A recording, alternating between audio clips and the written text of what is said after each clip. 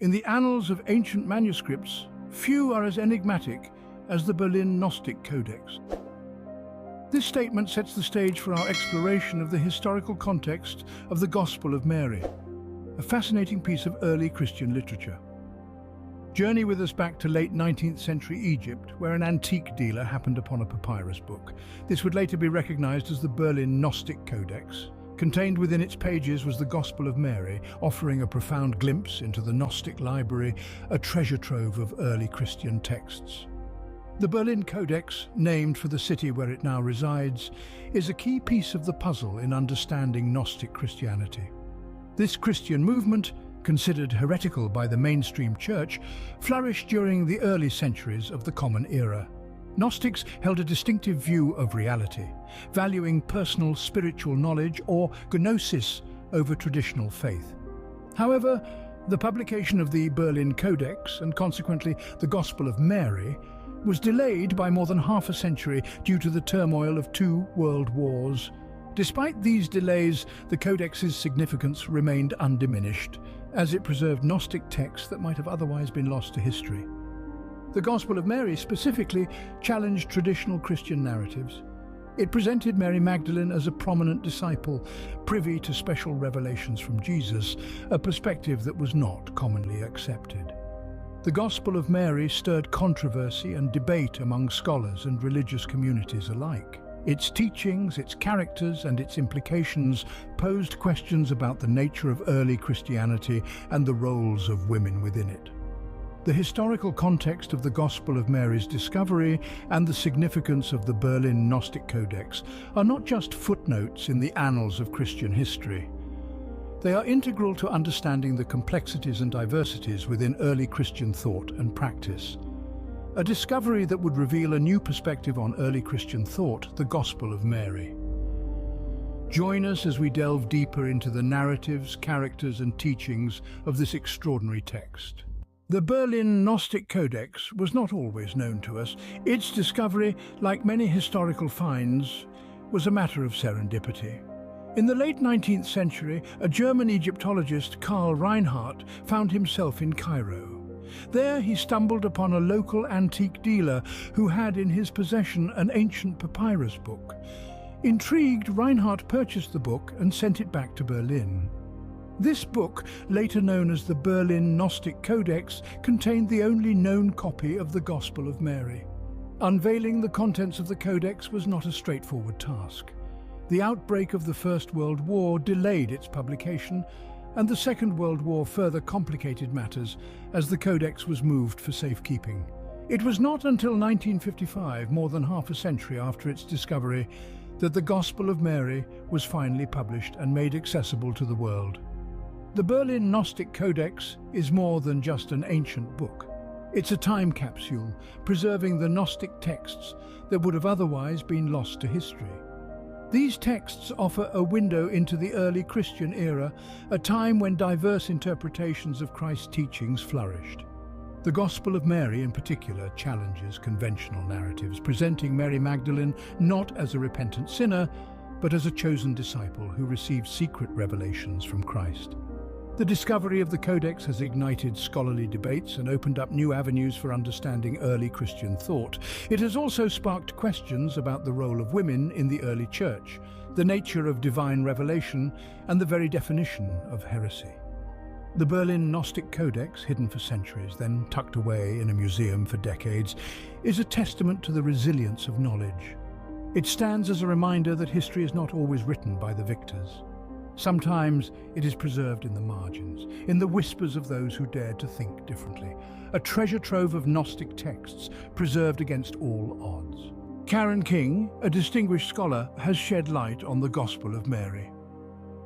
She has taken the ancient text, steeped in mystery and intrigue, and breathed life into its pages, giving us a fresh perspective on early Christianity. King's examination of the Gospel of Mary offers a unique lens through which we can view the world of the early Christians. She highlights the prominence of Mary Magdalene not as a repentant sinner, but a spiritual leader, a visionary who challenges the traditional narrative of male dominance in the early church. Through her meticulous academic research, King has revealed the Gospel of Mary as a text of empowerment. It's a narrative that gives voice to the marginalized, the voiceless, the overlooked. It is a text that challenges the status quo, presenting a radical vision of spirituality that transcends gender and societal norms. She also highlights the significance of the missing pages of the Gospel. The absence of these pages, King argues, speaks volumes about the struggles faced by early Gnostic communities. It's a testament to their resilience in preserving their beliefs, despite the relentless pressures of orthodoxy. At the heart of King's insights is the concept of the Nous, or mind, as the site of divine revelation. In the Gospel of Mary, she points out, the Nous is a treasure, a source of wisdom and understanding. It's a concept that challenges the conventional notion of divine revelation being a top-down hierarchical process. King's interpretation of the Gospel of Mary also underscores the idea of internal struggle. The disciples grapple with Mary's teachings, reflecting the broader tensions within the early Christian community. Their skepticism, their doubts, their questions, all are part of the dynamic, evolving process of spiritual discovery. In essence, King's work is a testament to the power of the Gospel of Mary as a text of resistance, of empowerment, of transformation. It's a text that invites us to question, to challenge, to explore. King's work opens a window to a different understanding of early Christian history. Through her lens, we see a vibrant, diverse and complex landscape, a testament to the richness and depth of the Christian tradition. Within the Gospel of Mary, we encounter a cast of familiar figures. Each character brings a unique perspective to the unfolding narrative, shaping the story and its message in their own way. At the forefront, we have Mary Magdalene, a central figure within the text. She is portrayed as a confident and insightful disciple, one who shares her visions and teachings with the others. Her strength and wisdom shine through as she navigates the challenges of her role, including the skepticism met by her fellow disciples. Then there's Peter, a prominent apostle known for his unwavering faith and dedication. In the Gospel of Mary, Peter is confronted with teachings that challenge his understanding, causing him to question their authenticity. His struggle to comprehend and accept these new ideas adds a layer of tension to the narrative. Next, we have Andrew, another disciple who shares Peter's skepticism. Andrew's doubts echo the societal norms of the time where a woman's voice was often dismissed. His reluctance to accept Mary's teachings underscores the radical nature of her message. Finally, we have Levi, also known as Matthew. Levi stands out as a defender of Mary, passionately supporting her right to share her teachings. His acceptance of Mary's insights is a testament to the open-mindedness and inclusivity that the Gospel of Mary encourages. Each of these characters plays a pivotal role in the narrative. Mary's wisdom and courage, Peter and Andrew's skepticism, and Levi's acceptance all contribute to the richness of the Gospel. Their interactions and dialogues provide valuable insights into the early Christian community's dynamics and the challenges it faced. In essence, these characters are not just names on a page. They represent different viewpoints, struggles and breakthroughs within the early Christian community. They bring the Gospel of Mary to life, making it a vibrant, engaging and thought-provoking text. These characters, their interactions and their dialogues form the heart of the Gospel of Mary. Central to the Gospel of Mary is a vision, a revelation. It is not just any vision, it is the vision of the Lord, a divine encounter that Mary Magdalene, the author of this Gospel, experiences. She recounts, "I saw the Lord in a vision," and declares, "Blessed are you." This vision is not merely a spiritual spectacle, it carries a profound message, a revelation that serves as the cornerstone of the Gospel of Mary. Mary speaks of a treasure that is not of gold or silver, but of wisdom and understanding. It is not found in the physical world, but in a place much deeper, in the Nous. The Nous, a term borrowed from Greek philosophy, refers to the mind, not in the sense of the brain, but in the sense of the seat of understanding and wisdom. It is in the Nous that the treasure lies, according to Mary's vision. This concept of the Nous and the treasure within it is a cornerstone of Gnostic thought, a belief system that places a high value on knowledge and understanding, both of oneself and the divine. But the vision does not stop there. It goes on to say, where deep understanding arises in the heart and mind. This phrase suggests that the treasure in the Nous is not static. It is dynamic, continuously growing and expanding.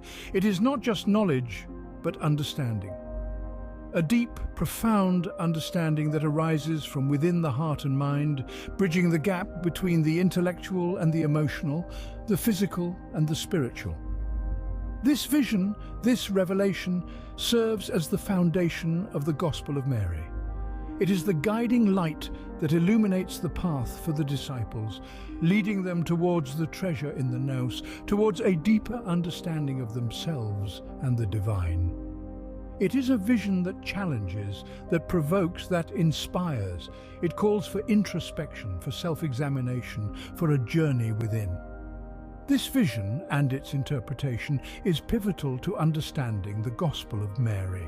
It offers a unique perspective on the divine, on the nature of knowledge and understanding, and on the path to spiritual enlightenment. It is a vision that continues to resonate, to inspire, and to guide, even after 2 millennia. The disciples, even in their faith, wrestle with doubt. The teachings of the Savior, as relayed by Mary, put the disciples in a position of internal conflict. These were men who had walked alongside Jesus, witnessed his miracles, heard his words. Yet when confronted with teachings conveyed by Mary, teachings that were unfamiliar and challenging, they found themselves grappling with disbelief. Peter and Andrew in particular were at the heart of this struggle. Andrew questioned, "These teachings are strange ideas. Did he really speak privately with a woman?" The idea of Jesus speaking privately with a woman was a radical notion, one that challenged the societal norms of the time. It was a concept that Andrew, and indeed many of the disciples, struggled to accept. Peter too found himself wrestling with doubt. He echoed Andrew's sentiments, wondering aloud, did he really speak privately with a woman? The implicit question here is one of worthiness. Was Mary worthy of receiving teachings directly from the Saviour? Was she worthy of being an authoritative voice within their group? But amidst the doubt, there was also defense. Levi, in particular, rose in defense of Mary. He passionately rebuked his fellow disciples, saying, "If the Saviour made her worthy, who are you to reject her? Let us be ashamed and put on the perfect man." Levi's words serve as a reminder that the disciples, like all followers of Christ, were called to humility and acceptance. This internal struggle of the disciples, this tension between doubt and faith, is not unique to them. It is a struggle that reflects the challenges faced by early Christian communities. These communities grappled with the same questions of belief and acceptance, of worthiness and authority. The disciples' struggle is a mirror reflecting the broader struggles within the early Christian world. In the end, the disciples' internal conflicts serve as a testament to the transformative power of the teachings they received. These teachings challenged them, pushed them to question their preconceived notions, and ultimately led them to a deeper understanding of their faith. A struggle that reflects the challenges faced by early Christian communities. The Gospel of Mary takes us on a journey of the soul. This journey is not physical, but a metaphysical exploration through various realms, as described in the text.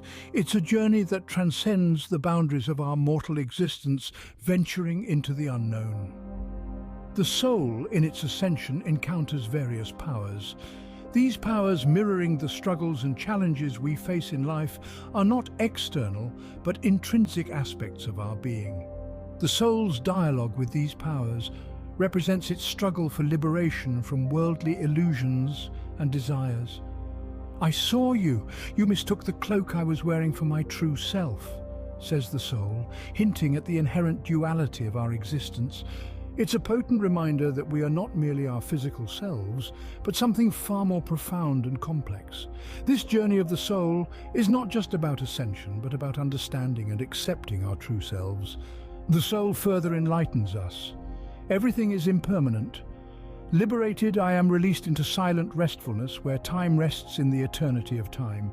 This statement resonates with the essence of Gnostic thought, emphasizing the transient nature of our worldly existence and the eternal nature of the soul. As the soul journeys through realms, it sheds its layers, symbolizing the shedding of illusions, misconceptions, and the false self. It's a journey of self-discovery and realization, leading to a state of silent restfulness where time ceases to exist and the soul merges with eternity. This journey of the soul is not just a voyage through different realms, but a voyage within oneself. It's a journey of self-transformation, from ignorance to enlightenment, from the false self to the true self, from impermanence to eternity. This journey, as depicted in the Gospel of Mary, symbolizes the spiritual quest in Gnostic thought, a quest for knowledge, understanding, and enlightenment. It's a quest that transcends the boundaries of our physical existence, leading us towards spiritual liberation and self-realization. A journey that symbolizes the spiritual quest in Gnostic thought. The teachings of the Savior were not always met with acceptance. This rings especially true when we delve into the reactions of the disciples to the unconventional teachings presented in the Gospel of Mary. The disciples, steeped in tradition and their own understanding of the teachings, were confronted with a new perspective that challenged their beliefs. Peter, one of the leading figures among the disciples, voiced his skepticism clearly. These teachings are strange ideas. Did he really speak privately with a woman? This statement not only highlights the surprise at the nature of the teachings, but also the gender dynamics of the time. A woman, Mary Magdalene in this case, was privy to private teachings from the Savior, a concept that was hard to swallow for some. Andrew echoed Peter's sentiments, similarly struggling with the idea of the Savior sharing unique teachings with a woman. His words, "Did he really speak privately with a woman? Are we to turn about and all listen to her? Did he prefer her to us?" reveal a sense of disbelief and perhaps even a hint of jealousy. However, not all disciples shared this skepticism. Levi, another disciple, passionately defended Mary and her teachings. He challenged his fellow disciples, asking, "If the Savior made her worthy, who are you to reject her?" This strong defense not only affirmed the legitimacy of Mary's teachings, but also urged the disciples to self-reflect and question their own biases.